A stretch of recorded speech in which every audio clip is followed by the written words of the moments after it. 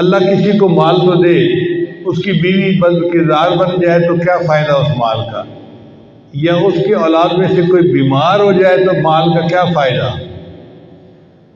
اللہ مال دے تو مال میں وبال نہیں ہونا چاہیے، ورنہ عام طور پر دیکھا ہے کہ جہاں مال آتا ہے اولاد نافرمان ہو جاتی ہے، صرف ماں باپ کی نہیں خدا کی بھی نافرمان بن جاتی ہے۔ تو اللہ ایسا مال دے کہ جو وبال سے پاک ہو۔ اس کا طریقہ یہی ہے کہ ہم اپنے مال کی پوری زکوٰۃ ادا کریں۔ بہت ساری خواتین جن کے پاس اتنا زیور ہوتا ہے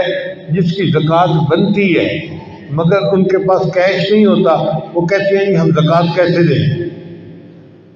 بھئی یہ جو سونا چاندی کے زیورات ہیں یہ کیش ہی تو ہے آپ کے پاس، اگر آپ نے اس کو رکھنا ہے تو اس کی زکوٰۃ ادا کریں، اور اگر خامد ادا کر دیں تو یہ خامد کی مہربانی ہے، ورنہ ذمہ داری عورت کی اپنی ہوتی ہے، چونکہ عورت کی ملکیت ہوتی ہے تو زکوٰۃ بھی عورت کو ادا کرنی ضروری ہوتی ہے۔ تو عورتوں کو بالخصوص چاہیے کہ رجب شعبان رمضان میں اپنے زیورات کا حساب کر کے اور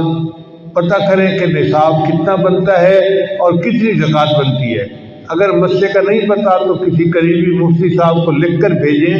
کہ یہ میرے پاس چیزیں ہیں، اب بتائیں زکوٰۃ کتنی بنی، وہ جواب دیں گے اور اس کے حساب سے زکوٰۃ کو ادا کریں۔ زکوٰۃ ان 3 مہینوں میں بھی دے سکتے ہیں، رجب شعبان رمضان میں، اور پورے سال میں بھی قسطوں میں بھی دے سکتے ہیں، مگر ادا کرنی ضروری ہے۔ ادا نہیں کریں گے تو مال بھی نہیں پاک ہوگا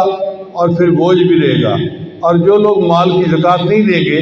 قیامت دن اللہ فرماتے ہیں کہ ان کے سونے چاندی کی سلاخیں بنائی جائیں گی، فَتُقْوَى بِهَا جِبَاهُهُمْ وَجُنُوبُهُمْ وَظُهُورُهُمْ، ان سے ان کے ماتھوں کو، ان کے پہلوؤں کو